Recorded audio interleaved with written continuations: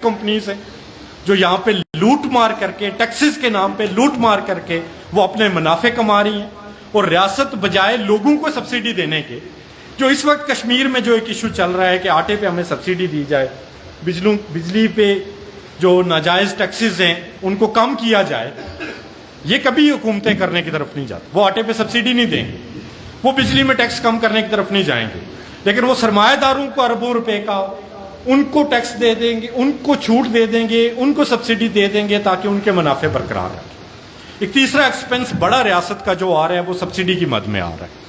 उसके बाद जो बचता है उससे ये हो रहा है कि आपके लिए कोई तालीम के लिए, सेहत के लिए, रोजगार के लिए, सड़कों के लिए, डैम्स के लिए, और वो सारी अमाउंट 2000 अरब भी नहीं बचती। जो आपका डेवलपमेंटल बजट है वो 1100 अरब रुपए का है कि 1100 अरब में आपने तालीम भी देनी है, सेहत भी देना है, सड़कें भी बनानी है, डैम भी बनाने हैं, सारा कुछ करना है। और वो उसको अगर 24-25 करोड़ की आबादी पे डिवाइड करें तो वो चंद सिक्के हैं जो हर एक की उसकी मद में आ रहे हैं, हर एक को जो मिल रहे हैं। कुछ रुपए हैं जो तालीम की मद में या सेहत की मद में हमें मिल रहे हैं, डिस्प्रिन भी नहीं मिल रहे। अब एक तरफ ये सारी सूरत हाल है, अब ये बोझ मतलब दिन ब दिन बढ़ता जा रहा है। दिन ब दिन खास तौर पे जो कर्जों का बोझ है उसमें बहुत तेजी के साथ इजाफा होता जा रहा है।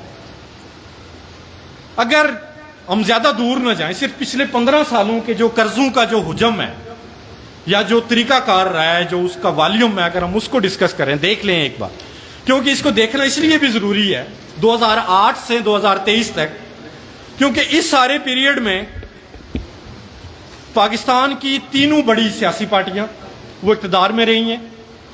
पीपल्स पार्टी, नून लीग, पीटीआई और उसके बाद पीडीएम। मतलब कोई इस वक्त सियासी पार्टी ऐसी नहीं रही पिछले 15 सालों में जो इक़्तिदार में ना रही हो, लेकिन इक़्तिदार में आने के बाद तमाम बड़ी सियासी पार्टियों की जो माशी पॉलिसियां थी उसमें 1% भी कोई फर्क हमें नहीं नजर आ रहा। सिर्फ एक कर्जे की जो अदाद शुमार हैं, अगर हम उसको देख लें कि 2008 में पाकिस्तान का कुल जो कर्जा था वो 42 बिलियन डॉलर था 2008 में, जब पीपल्स पार्टी की गवर्नमेंट आई। पीपल्स पार्टी की गवर्नमेंट ने अपने 5 साल इक़्तिदार में तकरीबन 10 बिलियन डॉलर का इजाफा किया उस कर्ज में। वो 42 से 52 बिलियन डॉलर पे 5 साल में कर्ज के अंदर इजाफा हुआ। आगे नून लीग आई। नून लीग ने अपने 5 साल इक़्तिदार में 42 बिलियन डॉलर से उस कर्ज को बढ़ा के 75 बिलियन डॉलर तक पहुंचा दिया। पीपल्स पार्टी ने 5 सालों में 10 बिलियन डॉलर के कर्जे लिए। नून लीग ने 5 सालों में पीपल्स पार्टी की गवर्नमेंट से डबल से भी ज्यादा 23 बिलियन डॉलर के कर्ज नून लीग ने आके लिए। उसके बाद आए रियासत मदीना के नाम नहाद खलीफा, जिन्होंने कहा IMF में जाऊंगा तो खुदकुशी कर दूंगा, कर्ज लूंगा तो खुदकुशी कर लूंगा, मैं टैक्सेशन करूंगा, मैं ये कर दूंगा, मैं वो कर दूंगा। उन्होंने आके क्या किया? 3.5 साल का इक़्तिदार रहा पीटीआई का। पीटीआई ने 3.5 साल में 35 बिलियन डॉलर के कर्जे लिए। नून लीग ने 5 सालों में 23 बिलियन डॉलर के कर्जे लिए। पीटीआई ने 3.5 साल में 35 बिलियन डॉलर के कर्ज लिए। अगले 1.5 सालों में क्या हुआ? पीडीएम की गवर्नमेंट ने आके अगले 1.5 साल में 30 बिलियन डॉलर का कर्ज वो ले चुके पिछले सिर्फ 1.5 साल में। और अगर इन पूरे 5 सालों को मिला लें तो 5 सालों में रियासत पाकिस्तान में जो गवर्नमेंट आई है, दोनों गवर्नमेंट, उन्होंने मिला के 75 बिलियन डॉलर के कर्जे लिए। और इस वक्त 15 सालों में पाकिस्तान का कुल कर्जा 42 बिलियन डॉलर से बढ़ के इस वक्त 30 जून पे जो पाकिस्तान का कर्जा था IMF का आखिरी 2 बिलियन डॉलर आने के बाद 140 बिलियन डॉलर को क्रॉस कर रहा है। 140 बिलियन। और ये आपकी कुल जीडीपी का 93% बन गया। अब जो मैं आर्ग्यूमेंट बनाना चाह रहा हूं, जो मैं पॉइंट बनाना चाह रहा हूं, वो पॉइंट ये है। अच्छा, एक तरफ कर्जे, दूसरी तरफ एक तरफ देख लेते हैं, एक और चीज देख लेते हैं। जो टैक्सेस है, 2008 में पाकिस्तान का कुल रेवेन्यू जो था, जो कुल टैक्स कलेक्शन थी, वो तकरीबन 2300 से 2500 अरब रुपए की थी, जो कुल टैक्स कलेक्शन हो रही थी, जो आपकी और मेरी जेबों से जा रहा है। और जो अभी भी जो सारा टैक्स जा रहा है, मतलब इस वक्त जो इन्होंने टारगेट रखा है कि हम 94 अरब रुपए के टैक्स कलेक्ट करेंगे, उन 94 अरब रुपए में तकरीबन 5500 अरब रुपया वो इनडायरेक्ट टैक्सेस की मद में है, जो आपकी और मेरी जेब में से जा रहा है। कि हम कोई भी चीज 100 रुपए की कोई चीज खरीदेंगे, उसमें हमने 17 रुपए टैक्स देना है जीएसटी की मद में। बाकी टैक्सेशन बिजली पे जो दे रहे हैं वो अलग है, जो किसी और मद में दे रहे हैं, तालीम पे दे रहे हैं, किसी और चीज पे दे रहे हैं, वो अलग है। जो पैसा निकल रहा है टैक्स का इस वक्त भी, वो ज्यादा अवाम की जेबों से जा रहा है। मतलब 2008 में सारी टैक्स कलेक्शन आपकी तकरीबन 2500 अरब थी। इस साल जो उन्होंने टारगेट रखा है वो 9400 अरब रुपए का है। तो आप अंदाजा लगा लें कि एक तरफ जो कर्जे थे, कितने बड़े हुजम में वो कर्जे लिए गए, और दूसरी तरफ जो लोगों की जेबों से पैसा निकाला गया, वो 2500 से इस साल तक वो 7300 अरब तक पहुंचा हुआ है। तकरीबन 15 सालों में 50 अरब रुपए के मजीद टैक्स जो है वो आवाम पे लगाए गए। अब हो क्या रहा है कि जो कर्जे आ रहे हैं, जो टैक्स कलेक्ट हो रहा है, दोनों का जो अल्टीमेट पर्पस है, वो पर्पस ये नहीं है कि उससे लोगों की म्यारे जिंदगी को बेहतर किया जा रहा है, उससे लोगों के मसाइल हल किए जा रहे हैं, नहीं हो रहा। ये सारा जो पैसा जो कर्ज की सूरत में, टैक्सों की सूरत में आ रहा है, इससे सिर्फ रियासत अपने इखराजात चला रही है। रियासत के हुक्मरान तबकात जो हैं वो अपनी अयाशियों को कंटिन्यू रखे हुए हैं, इससे ज्यादा कुछ भी नहीं हो रहा। IMF से, मालियाती इदारों से आज तक जो भी कर्ज मिला है वो किसी डेवलपमेंटल प्रोजेक्ट में नहीं लगा, वो रीशेड्यूलिंग में लगा है। पुराने कर्ज की किस्त देने के लिए आपको नया कर्ज लेना पड़ा है, या फिर रियासती इखराजात को मीट करने के लिए वो कर्जों की जो सारी अमाउंट है वो यूटिलाइज की गई। किसी भी तरक्याती काम में ये पैसा नहीं लगा। अब इसका जो इंपैक्ट आ रहा है वो इंपैक्ट यही है कि हर गुजरते दिन के साथ जो महंगाई में इजाफा हो रहा है, डेफिनेटली जब आपके कर्ज गिर रहे हैं, फिर आपकी जो इकोनॉमी जो आपकी डिस्टेबलाइज हो रही है, जो गिरावट का शिकार है, उससे जो आपके रुपए की वैल्यू में गिरावट आ रही है, रुपए की कदर में कमी आ रही है, उससे भी कर्ज में इजाफा हो रहा है। ये सारे कर्ज शर्ज लेने के बाद भी, इतने टैक्स कलेक्ट करने के बाद भी, आप देखें कि ये 30 जून से पहले यहाँ पे डिबेट ये था कि रियासत पाकिस्तान माशी तौर पे डिफॉल्ट करने की तरफ जा। कर्ज IMF से बेल आउट पैकेज बड़ी मुश्किल से सारी मिन्नतें तरले करके, सारी शराइत पे अमल दरामद करने के बाद जो कर्ज मिला, उसके बाद भी इस वक्त पाकिस्तान के जो कुल फॉरेन रिजर्व्स हैं वो $8 बिलियन के, सारे इस वक्त रिजर्व्स $8 बिलियन के। और पाकिस्तान ने अगले साल कितना कर्ज वापस करना है? 7300 बिलियन डॉलर। मतलब जो कर्ज आपने वापस देना है वो भी आपके पास, आपके ज़खायर में मौजूद नहीं है। इट मीन्स कि आपने जो कर्ज की अमाउंट, कर्ज की मद में जो पैसे वापस करने, मजीद कर्ज लेके आप वापस करेंगे। और मैं ये दावे से कह रहा हूं आज कि अगर पिछले 5 सालों में रियासत ने $75 बिलियन के कर्ज लिए, अगले 5 सालों में यह रियासत $150 बिलियन के कर्ज लेगी। कोई दूसरा चारा नहीं है। इसलिए नहीं है कि यहां पे इंडस्ट्री हर गुजरते दिन के साथ तबाह हो रही है, यहां पे आपकी एग्रीकल्चर हर गुजरते दिन के साथ तबाह हो रही है। एक ज़री मुल्क होने के बावजूद आज भी आपको गंदम बाहर से मंगवानी पड़ रही है, आपको दालें बाहर से मंगवानी पड़ रही हैं, आपको पाम ऑयल बाहर से मंगवाना पड़ रहा है। तमाम तर चीजें, जरूरियात जिंदगी की चीजें आपको इंपोर्ट करनी पड़ रही हैं, और आपकी इंडस्ट्री बैठती जा रही है। और किसी मईशत को खड़ा करने में 2 ही चीजें सबसे इंपॉर्टेंट रोल प्ले करती हैं, या तो आपका सनती सेक्टर है, इंडस्ट्रियल सेक्टर है, या आपका एग्रीकल्चर सेक्टर है। और रियासत पाकिस्तान इस मुल्क के अंदर ये दोनों सेक्टर تقریباً پچھلی 3 سے 4 دہائیوں سے 30 سے 40 سال سے وہ کنٹینیوس ایک ڈکلائن کی کیفیت میں، اور اس سے ہو کیا رہا ہے؟ اور یہ جو ساری جو شہروں میں ہمیں جو چمک دمک نظر آ رہی ہے، جو بڑی ریل پیل نظر آ رہی ہے، یہ کس چیز کی ریل پیل ہے؟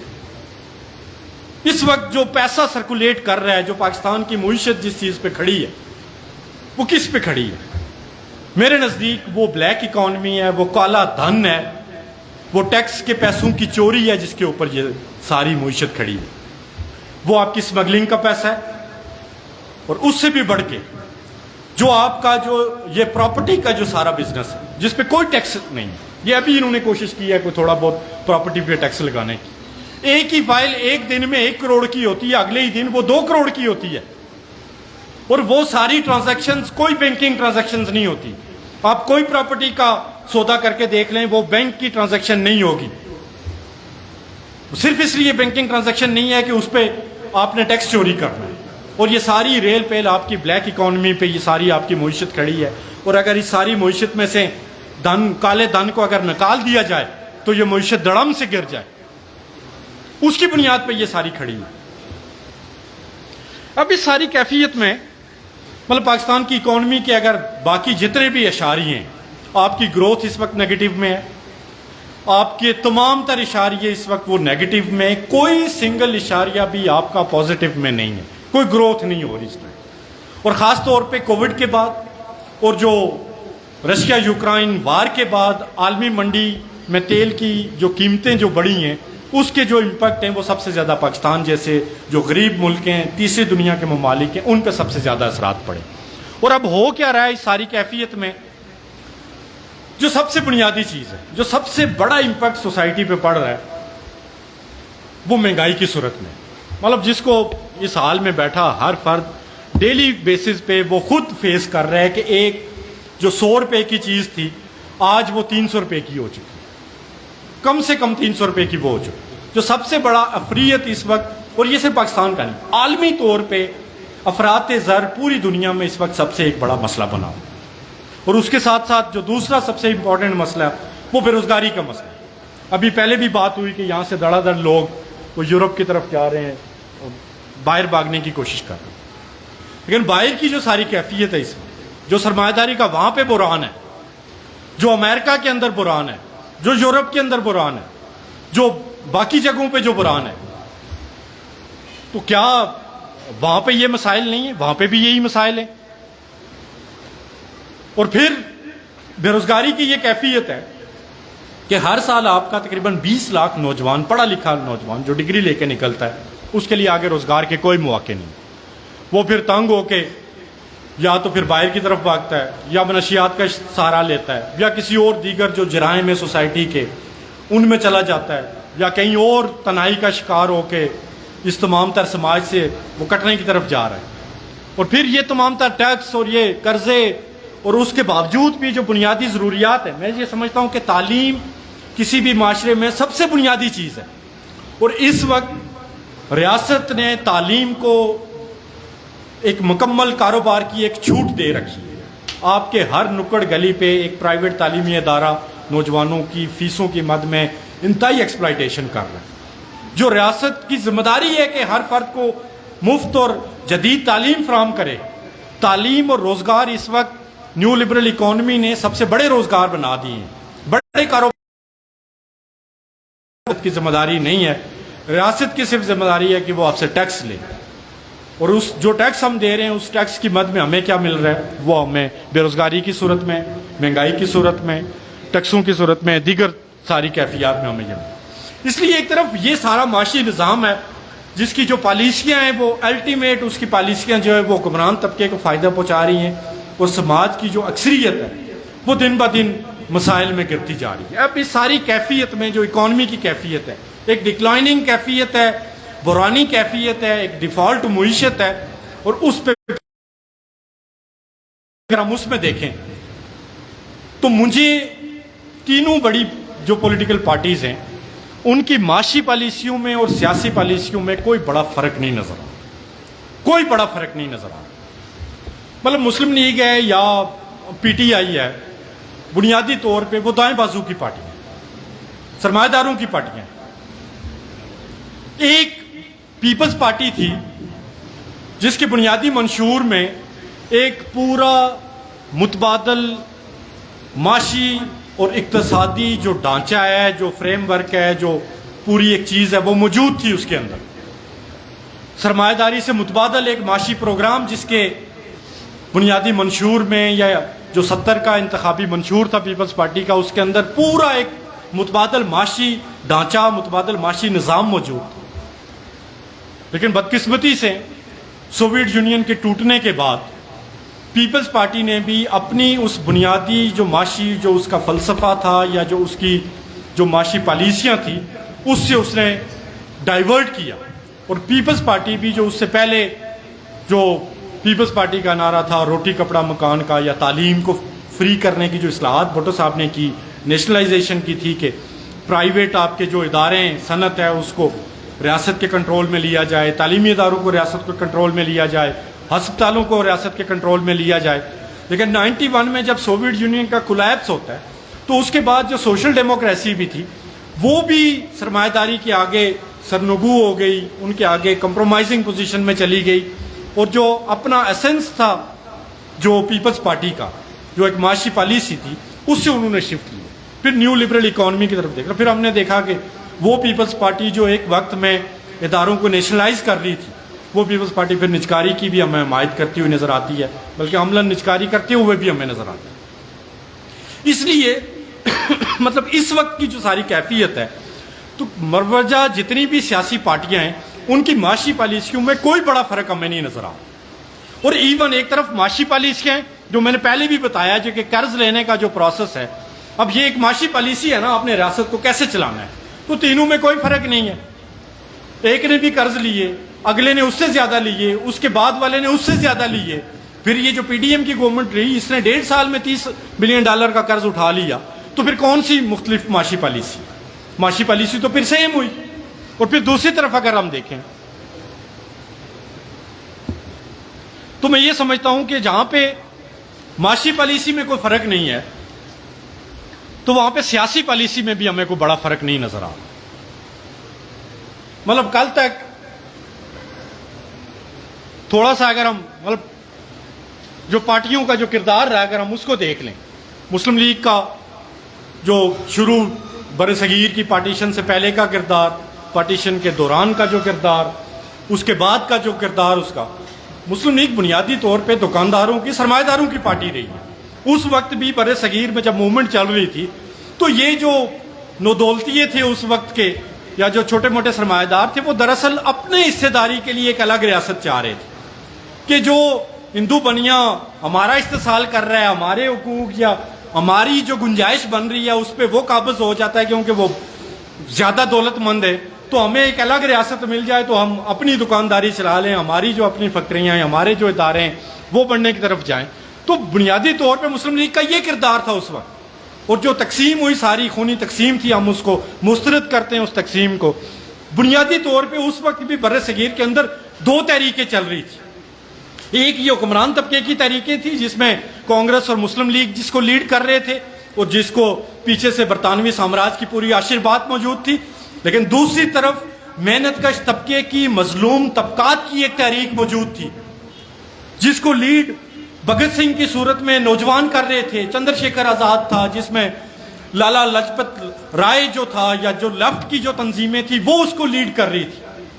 اور اس کا جو ان کا جو سارا ان کا جو جھکاؤ تھا وہ محنت کش طبقے کی طرف تھا. نوجوان بیٹھے، میں نوجوانوں سے درخواست کروں گا کہ وہ گوگل کریں جا کے کہ جو 1946 میں نیوی کے ملازمین کی جو بغاوت تھی، جازیوں کی جو بغاوت جس کو کہتے ہیں، وہ لازمی گوگل کریں آج نوجوان جا کے کہ وہ کیا تھی، جازیوں کی بغاوت کیا تھی، جس کے بعد برطانوی سامراج کی ٹانگیں کانپی اور اس نے بر صغیر کو اجلت میں جا کے تقسیم کیا. جازیوں کی بغاوت یہ تھی کہ بر صغیر کا محنت کش طبقہ، جو ایکچوئل محنت کش طبقہ تھا، جو فیکٹریوں کے اندر، جو سروسز کے اداروں کے اندر، جو کھیتوں کھلیانوں کے اندر جو کسان تھے، جو مزدور تھے، جو نوجوان تھے، انہوں نے اپنے آپ کو ان مذہبی تعصبات سے بالا تر ہو کے انہوں نے اپنے آپ کو ایک طبقاتی بنیادوں پہ جوڑنا شروع کر دیا تھا. اور جازیوں کی بغاوت کی جو کمیٹی تھی جو اس کو لیڈ کر رہی تھی، اگر آپ اس کو اٹھا کے دیکھ لیں تو اس میں تینوں بڑے مذاہب کے لوگ موجود تھے. اس میں ہندو بھی شامل تھے اس کمیٹی میں، اس میں مسلمان بھی شامل تھے، اس میں سکھ بھی شامل تھے، اس میں دیگر جو مذاہب کے لوگ تھے وہ بھی اس میں شامل تھے. وہ ان تعصبات سے بالا تر تھے. وہ یہ چاہ رہے تھے جو بھگت سنگھ کے جو اس وقت کا ایک مشہور قول ہے کہ ہمیں آزادی نہیں چاہیے، ہمیں ایسی آزادی نہیں چاہیے کہ جہاں پہ برطانوی سامراج یہاں سے چلا جائے اور مقامی حکمران طبقہ، مقامی اشرافیہ کہ ہم غلام بن جائیں اور وہ ہم پہ حکمرانی کر دیں. ہمیں ایسی آزادی چاہیے جس میں یہاں پہ محنت کش طبقہ، مزدور طبقہ، کسان جو ہیں وہ آزاد ہوں، حقیقی معنوں میں آزاد ہوں. اور وہ آزادی، حقیقی معنوں کی آزادی وہ کیا تھی؟ بنیادی طور پہ وہ سامراجی نظام کی جو نظام تھا اس سے آزادی کی بات کر رہے تھے، جو سرمایہ کا تسلط تھا اس سے آزادی کی بات کر رہے تھے. اس لیے دو موومنٹس تھی. اور دوسری موومنٹ جازیوں کی بغاوت زیادہ مضبوط موومنٹ تھی. اور 1946 میں جب انہوں نے اپنے آپ کو بحری بیڑوں کے ساتھ باندھ لیا، جب تمام فیکٹریوں، کھیتوں، کھلیانوں میں محنت کش طبقہ سٹرائک پہ آ گیا، تو پھر برطانوی سامراج مجبور ہوا کہ اگر یہ سٹرائک آگے بڑھتی ہے تو یہاں پہ نہ صرف ہماری سامراجیت کا خاتمہ ہوگا بلکہ ہمارے نظام کا بھی خاتمہ ہوگا، اور یہاں پہ ایک نئے نظام کی، ایک سوشلزم کی بنیاد یہاں پہ ابھرے گی. اور یہ ایسے نہیں تھا، اس سے پہلے پوری ایک ہسٹری ہے. 1917 میں جو رشیا میں انقلاب ہوا، بولشوک انقلاب ہوا، سوشلسٹ انقلاب ہوا، اس نے پوری دنیا کی جو مزاحمتی تحریکیں تھیں ان کو جلا بخشی. بھگت سنگھ کی جو ساری آپ اٹھا کے دیکھ لیں تاریخ، وہ کس کو اپنے استاد، سیاسی استاد، نظریاتی استاد مان رہا تھا؟ وہ لینن کو اپنے استاد مان رہا تھا. اور لینن وہ تھا جس نے سوویت یونین میں انقلاب کو لیڈ کیا تھا، جس نے سرمایہ داری کو، جاگیرداری کو شکست دی تھی، جس نے سامراجیت کو وہاں پہ جنہوں نے شکست دی تھی. اس کے اثرات تھے جس کی بنیاد پہ پورے بر صغیر میں اور پوری دنیا میں اس وقت موومنٹیں، تحریکیں ابھر رہی تھی. اور سامراج نے مختلف جگہوں پہ کہیں پہ مذہب کا استعمال کیا، کہیں پہ قومیت کا استعمال کیا، اور ان طبقاتی تحریکوں کو توڑتے ہوئے یہاں پہ طبقاتی جو جڑت تھی اس کو توڑا، اس کو کمزور کیا، اور نئی ریاستیں پروان چڑھائی اور محنت کش طبقے کو تقسیم کیا. اس لیے مطلب اس وقت کی ایک نون لیگ کی تو اپنی، یا مسلم لیگ کی اپنی ایک تاریخ ہے. اور پھر اس کے بعد جو اس کا کریکٹر رہا خاص طور پہ ضیاء الحق کے پیریڈ میں، کہ کس طرح سے نواز شریف کو ایک پنجاب کے جو چھوٹا سرمایہ دار تھا اس بنیاد پہ اس کو سیاست میں انوالو کیا گیا، پھر وزیر خزانہ بنایا گیا، وزیر اعلیٰ بنوایا گیا، پھر پوری سیاست جو ہے اس کے گرد تعمیر کی گئی. اور میں سے یہ سمجھتا ہوں مطلب وہ دائیں بازو کی اسٹیبلشمنٹ کا پورا پروجیکٹ تھا مسلم لیگ نون کا یا نواز شریف کا جو ہے. اور اس کے بعد جو پی ٹی آئی کا جو سارا پروجیکٹ ہے یہ کنٹینیویشن ہے، بنیادی طور پہ نواز شریف کی کنٹینیویشن ہے، یا ضیاء الحق کی جو لیگیسی تھی اس کی کنٹینیویشن تھی. کس نے پروان چڑھایا عمران خان کو؟ حمید گل کون تھا؟ ضیاء الحق کا رائٹ ہینڈ تھا، جنہوں نے افغانستان کو، حمید گل اور ضیاء الحق نے مل کے افغانستان کو اور پشتون بلٹ کو اور اس خطے کو برباد کیا. اس خطے میں یہ خون ریزی کی جو ساری جو لڑائی ہے اس کو لانے والے کون تھے؟ یہ لوگ تھے. اور کس کی ماں پہ لائے؟ امریکی سامراج کی ماں پہ لائے. کیوں لائے؟ وہ پوری ایک ہسٹری ہے کہ 68-69 میں یہاں پہ پاکستان میں ایک سوشلسٹ انقلاب کی ایک نوید تھی، یہاں پہ ایک طبقاتی تحریک تھی. اسی طرح سے 1978 میں افغانستان میں سور انقلاب ہوتا ہے، سوشلسٹ انقلاب ہوتا ہے. یہ پورا خطہ سرخ ہونے کی طرف جا رہا تھا. اس پورے خطے میں سرمایہ داری کو خطرات لاحق تھے، اور سامراج نے، امریکی سامراج نے پھر سعودیہ کے ذریعے اور پاکستانی اسٹیبلشمنٹ کے ذریعے یہاں پہ پوری ایک لڑائی بنوائی سوویت یونین کے خلاف افغانستان میں. اور پھر اس کے بعد اگر ہم دیکھیں تو سیاست کے اندر جو سرمایہ کا عمل دخل ہے یہ اس کے بعد کی گیم ہے. سیاست کو گالی بنوانے کا جو سارا عمل ہے وہ اس کے بعد کی یہ ساری جو پروسیس ہے. اور اسی میں جو کنٹینیویشن کی جو میں بات کر رہا تھا عمران خان کی، مطلب حمید گل اس وقت کا سارے جو جہاد کا جو ماسٹر مائنڈ تھا وہ حمید گل تھا. اور وہ ایون مرتے دم تک وہ طالبان کو اپنے بچے کہتا رہا. وہ کہتا رہے کہ یہ ہمارے بچے ہیں. وہ آن کرتا رہا جہاد کو، اس ساری خون ریزی کو. اور پھر اس کے بعد پاشا کا، جنرل ظہیر الاسلام کا، پھر فیض حمید کا، باجوہ کا، یہ پورا ایک تسلسل ہے جس نے پی ٹی آئی کو، عمران خان کو اتنا بڑا اس کا ہوا کریٹ کروایا. ایسے نہیں ہوا کوئی کہے کہ اس کو لوگوں نے بنایا اتنا بڑا. جو اس کا بت بنا، ایسے نہیں ہے، اس کے پیچھے اسٹیبلشمنٹ کی پوری توانائیاں تھی اور ایک لمبے عرصے کی اس کی جدوجہد تھی۔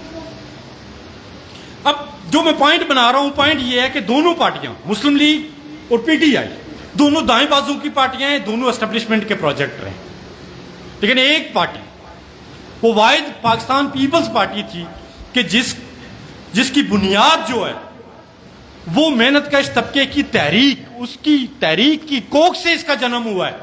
68-69 کی جو موومنٹ تھی جس میں نوجوانوں کی، محنت کشوں کی، کسانوں کی ایک ان سرمایہ داروں کے خلاف لڑائی تھی، ایوبیہ امریت کے خلاف ایک لڑائی تھی۔ مطلب 1966 میں پیپلز پارٹی بنتی ہے، 67-68 میں موومنٹ پھٹ جاتی ہے، ایک سال میں نومولود پیپلز پارٹی اس ساری موومنٹ کو لیڈ کرتی ہے، آگے لے کے جاتی ہے، اور پھر ایوب خان کو استعفیٰ دینا پڑتا ہے۔ جو کامریڈ نے بھی بات کی تھی پہلے کہ بدقسمتی یہ تھی، پورا انقلاب تھا۔ یہاں پہ مزدور کراچی میں، انہوں نے کراچی میں فیکٹریوں پہ قبضے کر دیے تھے، کھیتوں کھلیانوں پہ کاشتکاروں نے، مزاروں نے قبضے کر دیے تھے، تعلیمی اداروں پہ نوجوانوں کے قبضے تھے، ہسپتالوں پہ سٹاف کے، عملے کے قبضے تھے۔ یہ پورا ایک انقلاب تھا۔ لیکن مسئلہ جو تھا کہ جس طرح سے 1917 میں بولشوک پارٹی کی صورت میں ایک پوری منظم انقلابی تنظیم، ہزاروں کی تعداد میں بولشوک پارٹی کے کیڈرز تھے، تربیت یافتہ نوجوان تھے، سیاسی کارکن تھے، جنہوں نے اس پورے انقلاب کو منظم کیا اور اس انقلاب کو کامیاب کیا۔ پاکستان میں بدقسمتی کے ساتھ 2 سال میں آپ ہزاروں کی تعداد میں کیڈرز نہیں بنا سکتے۔ پیپلز پارٹی کو وہ ٹائم نہیں ملا، گو کہ اس وقت پیپلز پارٹی کا پیٹرن سارا وہ لیفٹ کا پیٹرن تھا۔ پیپلز پارٹی کے اندر اسٹڈی سرکلز کا، اس کی کانفرنسز کا، نظریاتی تربیت کا، نیچے جو اس کے تنظیمی ڈھانچے تھے، وہ سارا پیٹرن موجود تھا، لیکن ٹائم اتنا کم ملا کہ ان کے پاس وہ منظم اتنی بڑی قوت موجود نہیں تھی کہ وہ اس انقلاب کو کامیاب کر۔ انقلاب ناکام ہوتا ہے، پھر 70 کے انتخابات ہوتے ہیں، انتخابات کے بعد پھر ایک پوری ایک بنگلہ دیش والی جو پوری فلم ہے، جس کو پیپلز پارٹی کے یا بھٹو کے گلے میں ڈال دیا جاتا ہے کہ وہ موجب ہے اس تقسیم کا۔ میرے خیال میں مطلب اس وقت اقتدار کس کے پاس تھا؟ اسٹیبلشمنٹ کے پاس تھا، جنیجو کے پاس تھا، فوجی اسٹیبلشمنٹ کے پاس تھا۔ مجیب کو اقتدار کون نہیں منتقل کر رہا تھا؟ بھٹو کے پاس تو اقتدار نہیں تھا، اقتدار تو اسٹیبلشمنٹ کے پاس تھا۔ وہ ساری تقسیم بھی بنیادی طور پہ اسٹیبلشمنٹ کی ایک تقسیم تھی، اور جس طرح سے میں نے پہلے کہا کہ بر صغیر کی اس طبقاتی تحریک کو تقسیم کرنے کے لیے وہاں پہ مذہب کا استعمال کیا گیا، 68-69 کی اس تحریک کو، محنت کشوں کی اس طبقاتی تحریک کو تقسیم کرنے کے لیے یہاں پہ قومیت کا استعمال کیا گیا، بنگالیوں کی ایکسپلائٹیشن کا اس کو سارا ہوا دیا گیا، یہاں سے اس کو ابارا گیا اور قومی بنیادوں پہ۔ اور میں سمجھتا ہوں کہ وہ جو 2 قومی نظریہ تھا وہ 1971 میں دفن ہو چکا تھا، ٹوٹ گیا، ختم ہو گیا۔ اور آج بھی عملاً اگر ہم دیکھیں تو پاکستان کی آبادی 27 کروڑ ہے، اس 27 کروڑ میں شاید کوئی 2-4 کروڑ غیر مسلم بھی ہوں۔ اس وقت ہندوستان کے اندر، انڈیا کے اندر مسلمانوں کی تعداد کتنی؟ 35 کروڑ سے زائد۔ پھر کون سا 2 قومی نظریہ ہے کہ اکثریتی مسلمان تو آج بھی ہندوستان میں؟ آپ نے کون سی اکثریت کو آلات کیا اور کون سے 2 قومی نظریے کی آپ بات کر رہے ہیں؟ اس لیے کامریڈز، اسٹیبلشمنٹ کا جو کردار رہا وہ ہر دور میں رہا، اور اس پیریڈ میں میں یہ سمجھتا ہوں کہ اسٹیبلشمنٹ کا کردار مزید بڑھنے کی طرف گیا۔ خاص طور پہ عمران خان کا جو پروجیکٹ تھا، جس طرح سے وہ اس کو اقتدار میں لے کے آئے، اپنے ان کے جو مفادات تھے ایکسٹینشنز کے اور دیگر جو ان کے اپنے مالیاتی مفادات تھے، ان کی تکمیل کے بعد کس طرح سے اس کو ٹیشو پیپر کی طرح یوز کر کے اسٹیبلشمنٹ نے اس کو اس سارے اقتدار کی گیم سے باہر کر دیا۔ اور جب عمران خان کو لا رہے تھے 2018 میں، جب اس کو لایا گیا، تو اس وقت پیپلز پارٹی اور نون لیگ کی کیا پوزیشن تھی کہ نواز شریف اور باقی یہ ساری جو سیاسی قیادت تھی وہ کھل کے جنرل باجوہ کو گالیاں دے رہے تھے، اسٹیبلشمنٹ کے کردار پہ وہ تنقید کر رہے تھے اور مذمت کی بات کر رہے تھے۔ جب عمران خان کو نکالا تو پھر کس کو لایا گیا؟ ان کو ہی۔ آج پیپلز پارٹی اور نون لیگ کی کیا پوزیشن ہے؟ کیا اسٹیبلشمنٹ کی مداخلت پہ وہ کوئی لب کشائی کر رہے ہیں؟ جو پچھلے 1.5 ماہ میں اس مخلوط گورنمنٹ سے جو قانون سازیاں اسٹیبلشمنٹ نے پاس کروائی ہیں اپنے اختیارات کو مزید مضبوط کرنے کے، اس کے بعد میرے نزدیک اس time P T I, Noon League, Peoples Party, Jamiat Ulema Islam, Jamaat Islami, M Q M, باپ بیٹا، جو بھی پارٹیاں ہیں، کوئی فرق نہیں۔ وہ تمام کی تمام پارٹیاں اس وقت صرف ایک چیز پہ کنونس ہیں کہ اگر آپ نے اقتدار تک پہنچنا ہے تو آپ نے اسٹیبلشمنٹ کی خوشنودی حاصل کرنی ہے۔ اس کے علاوہ سیاست میں اس وقت کوئی نظریہ موجود نہیں ہے۔ مسائل کے انبار موجود ہیں۔ کون سی پارٹی ہے جو محنت کش طبقے کے مسائل پہ بات کر رہی ہے، جو اس کے مسائل کی بنیاد پہ سیاست کر رہی ہے؟ نظریات سیاست میں سے غائب کر دیے گئے ہیں۔ مفادات، چاپلوسی وہ فرنٹ لائن پہ آ گئی ہیں، وہ فرنٹ سیٹ پہ آ گئی ہیں۔ اور چاپلوسی کس کی؟ اسٹیبلشمنٹ کی۔ اس کے بغیر آپ نہ اقتدار میں آ سکتے ہیں نہ رہ سکتے ہیں۔ اور ساری سیاسی پارٹیوں کا اس وقت جو ہے، مطلب جو میرا آرگیومنٹ ہے وہ یہ ہے کہ ان تمام سیاسی پارٹیوں کا اس وقت معاشی اور سیاسی پالیسیوں میں کوئی فرق نہیں، میرے نزدیک کوئی بڑا فرق موجود نہیں ہے۔ اس لیے جب فرق کوئی موجود نہیں ہے، مسائل بھی دن بہ دن بڑھتے جا رہے ہیں، پھر حل کیا ہے؟ جو سب سے امپورٹنٹ حل کیا ہے؟ کیا یہ سارا ایسے ہی چلتا رہے گا یا اس کا کوئی متبادل حل بھی ہے؟ بہت محدود پیمانے بھی اگر میں ڈسکس کروں حل کو، تو میرے نزدیک آج بھی پاکستان کے تمام تر معاشی، سیاسی اور سماجی جو مسائل ہیں ان کا حل پیپلز پارٹی کے بنیادی منشور اور 1900